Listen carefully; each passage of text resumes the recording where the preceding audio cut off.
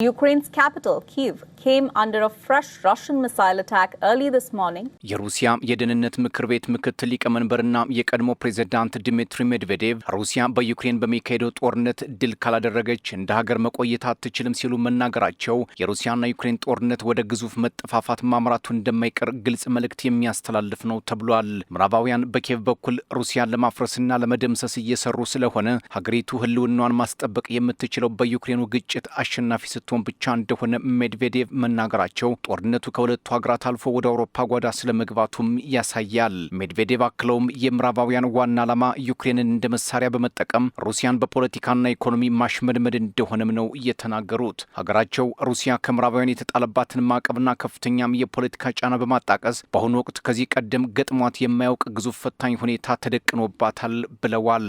የሁላችንም የጋራ ኃላፊነትና ተግባር ሀገራችንን ማስጠበቅና ማቆየት ነው ያሉት ሜድቬዴቭ ሩሲያ ሉዓላዊነቷን ለማዳከም የሚደረጉ የምዕራባውያን ጥረቶች ለረጅም ጊዜ ስትቋቋምም ቆይታለች። ተቃዋሚዎቻችን ታላቅ፣ ጠንካራ፣ ኩሩና ራሷን የቻለች በታዛዥነት የማትመራ ሀገራችንን ይንቃሉ ሲሉም ተናግረዋል። አሁንም ቢሆን የምዕራባውያን ሀገራት ዩክሬንን እንደ ማጥቂያ መሳሪያ በመጠቀም የሩሲያን ውድቀት ለማፋጠን እየሰሩ ይገኛሉ ሲሉ ምዕራባውያንን ከሰዋል። በመጪው የስቴት ዱማ ወይንም የፓርላማ ምርጫ ምክንያት የፖለቲካ ፓርቲዎች በኢኮኖሚና ማህበራዊ ጉዳዮች ላይ የተለያየ ሀሳብ ቢኖራቸውም የሀገሪቱን ህልውና በሚነኩ አገራዊ ጉዳዮች ላይ ግን አንድነታቸውን መጠበቅ እንዳለባቸው ሜድቬዴቭ አሳስበዋል። በመጨረሻም ሩሲያ በውጊያው ሙሉ በሙሉ እንደማትሸነፍ ያላቸውን እምነት ገልጸዋል። የሰሜን አትላንቲክ የጦር ቃል ኪዳን ድርጅት ኔቶ ወደ ሩሲያ ድንበር የሚያደርገውን መስፋፋት ለብሔራዊ ደህንነቷ ዋና ስጋት እንደሆነና የኪየቭ ወደዚህ ጥምረት የመቀላቀል ምኞት ለአሁኑ የዩክሬን ግጭት ከዳረጉት ዋና ዋና ምክንያቶች አንዱ እንደሆነ ሞስኮ በተደጋጋሚ ያሳውቃለች። የሩሲያ ባለስልጣናት ምዕራባውያን መንግስታት ለኪየቭ የሚያደርጉትን ወታደራዊና የፋይናንስ ድጋፍ በማንሳት በዩክሬን በኩል በሩሲያ ላይ የውክልና ጦርነት እያካሄዱብን ነው ሲሉ ለረጅም ጊዜ ሲከሱ ቆይተዋል። የሩሲያን ህዝብ ለመስፈር የሚሞክር ማንኛውም አካል በፍጹም ሊሳካለት እንደማይችል ፕሬዝዳንት ፑቲን መናገራቸው ደግሞ ክሬምሊን ከፊቱ አንድ ከባድ አደጋ እንደተደቀነበት አመላካች ነው የሚሉም አልጠፉም።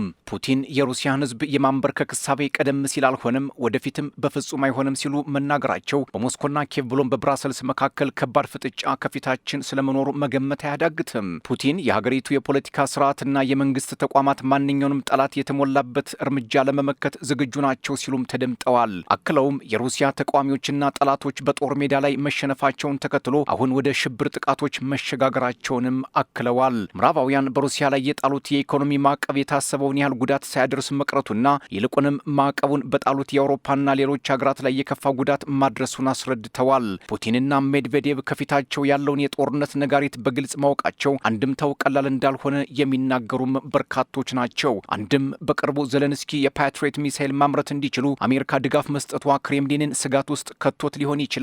አንድም ዩክሬን የአጸፋ እርምጃ በሩሲያ የኃይል መሰረተ ልማት ላይ ማተኮሯ የሩሲያን ኢኮኖሚ ጉዳት አድርሶበት ሊሆን ይችላል። አንድም የምዕራባውያን ኃይሎች ቃታቸውን ወደ ሞስኮ መሳባቸው ስለማይቀር ይህ ስጋት ደቅኖባቸው ይሆናል። ፑቲንና ሜድቬዴቭ የእኛ ህልውና የተመሰረተው በዩክሬን ድል መሆን ነው የሚል ሀተታ እንዲያቀርቡ ተገደዋል የሚሏቸው በርከት ብለዋል። ከዚህ መግለጫ በኋላም የሩሲያ ጦር በዩክሬን በሚገኙ ቁልፍ የጦር አየር ማረፊያዎች፣ የሎጂስቲክ ማዕከላትና የጦር መሳሪያ ማከማቻዎች ላይ ሰፊ የሚሳይልና የድሮን ጥቃት ማካሄዱን የሩሲያ መከላከያ ሚኒስቴር አስታውቋል። እንደ ሩሲያ ባለስልጣናት ገለጻ ጥቃቱ የዩክሬን ጦር ለረዥም ርቀት ድሮኖችና ለግንኙነት አገልግሎት የሚጠቀሙባቸውን ተቋማት ለማዳከም ያለመ ነው። በሌላ በኩል የዩክሬን ባለስልጣናት በጥቃቱ ሳቢያ በወታደራዊና በሲቪል መሰረተ ልማቶች ላይ ጉዳት መድረሱን ይፋ አድርገዋል። ጥቃቶቹ በኪየቭና በስድስት ግዛቶች በሚገኙ ኢላማዎች ላይ መፈጸማቸውም ተሰምቷል። የዩክሬን መገናኛ ብዙሃን እንደዘገቡት በቦምብ ድብደባው ወቅት ከተተኮሱት የሩሲያ ሚሳይሎችና ድሮኖች መካከል ግማሽ ያህሉ ወደ ምዕራብ ዩክሬን እያቀኑ ነበሩ።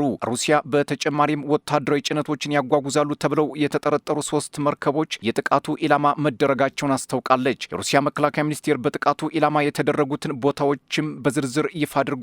ጥቃት ከደረሰባቸው ቦታዎች መካከልም ኤፍፒ1 እና ኤፍፒ2 ካሚካዚ ድሮኖችን የሚያመርተው በኪየቭ የሚገኘው የማያክ ፋብሪካም ይገኝበታል። በለቪቭ የተመቱት 2 ቦታዎች ደግሞ የሚሳይል ሞተሮችንና ለረዥም ርቀት ሚሳይሎች የሚያገለግሉ ኤሌክትሮኒክስ ክፍሎችን በማምረት ላይ የተሰማሩ እንደነበሩ ተገልጿል። የዩክሬኑ ፕሬዝዳንት ቮሎዲሚር ዘለንስኪ ባለፈው ወር የ40 ቀን ሩሲያን ጫና ውስጥ ማስገባት የሚል ዘመቻ ማወጃቸውን ተከትሎ ዩክሬን በሩሲያ የሲቪል መሰረተ ልማቶችና የንግድ መርከቦች ላይ የምታደርሰውን ጥቃት ማጠናከራ ቀጥላለች።